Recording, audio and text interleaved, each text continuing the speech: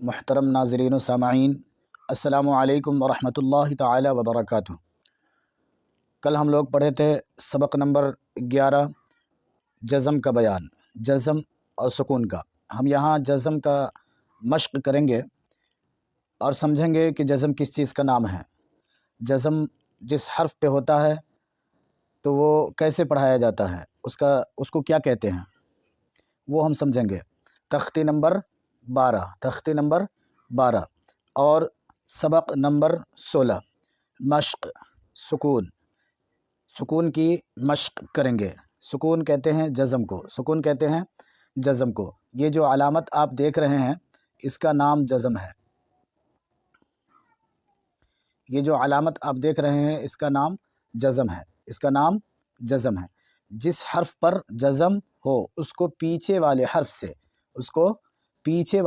سے ملا کر پڑھتے ہیں، اس کو پیچھے والے حرف سے ملا کر پڑھتے ہیں۔ جزم والے حرف کو ساکن کہتے ہیں، جزم والے حرف کو ساکن کہتے ہیں۔ جس حرف پر جزم ہوتا ہے اس حرف کو ساکن کہتے ہیں۔ حمزہ ساکنہ کے پڑھنے میں جھٹکا ہوتا ہے، حمزہ ساکنہ کے پڑھنے میں جھٹکا ہوتا ہے، یعنی حمزہ پر اگر جزم ہوتا ہے تو اس کو پڑھنے میں جھٹکا ہوتا ہے۔ آئیے مشق کرتے ہیں۔ تجری، یہ جیم پہ جزم ہے، جیم پہ جزم ہے تو یہ بذات خود نہیں پڑھائے گا، بلکہ یہ زبر جیم میں لگے گا تب پڑھائے گا، اور دونوں ساتھ میں پڑھائے گا۔ جیسے تج، تا جیم زبر، تا جیم زبر تج، را یا زیر ری، تجری، یہ جیم حرف قلقلہ ہے۔ کل ہم لوگ قلقلہ کا بیان پڑھے تھے کہ کس حرف میں آواز لوٹتی ہے، وہ 5 حروف ہیں جس میں آواز لوٹتی ہے۔ کل والے سبق میں ہم پڑھے تھے قاف، طا، با، جیم، دال۔ اگر ان 5 حروف پہ جزم ہوگا تو آواز لوٹے گی۔ جیسے تج آواز لوٹ رہی ہے، تجری، یہ حرف مد کی یا ہے، تجری، تھوڑا نیچے ٹانیں گے اس کو۔ تقوا، یہ قاف بھی حرف قلقلہ ہے اور اس پہ جزم ہے۔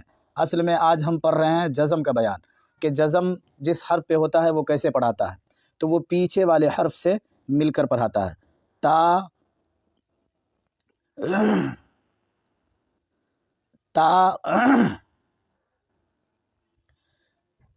قاف زبر تق، واو کھڑا زبر وا، تقوا، اس پہ کھڑا زبر ہے، اوپر کی جانب ٹانیں گے تھوڑا سا۔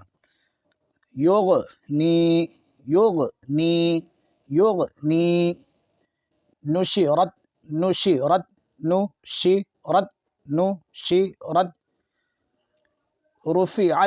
رفعت، یہ یہاں جو تا دیکھے، یہ اس تا میں آواز نہیں لوٹے گی، تا ساکن ہے لیکن آواز اس میں نہیں لوٹے گی، صرف 5 حرف میں آواز لوٹے گی، باقی کسی بھی حرف میں آواز نہیں لوٹے گی۔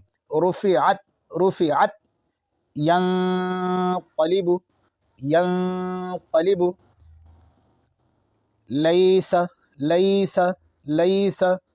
حشرت، یعلم، سطحت، یوسوس، یسقون، والقت،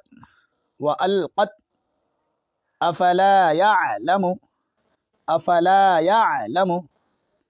اذا بعثر، فألهمها فجورها وتقواها، ألم نشرح لك صدرك۔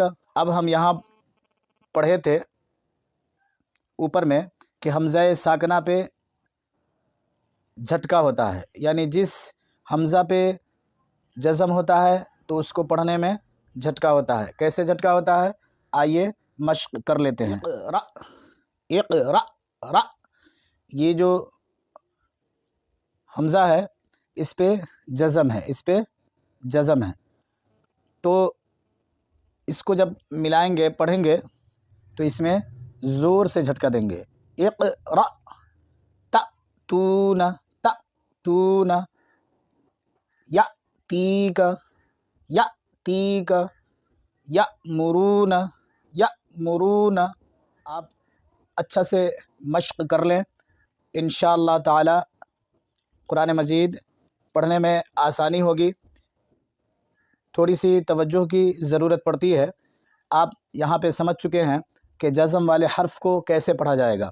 ایک مرتبہ اور سن لیں کہ جزم والا حرف جو ہوتا ہے وہ پیچھے والے حرف کے سہارے ہوتا ہے.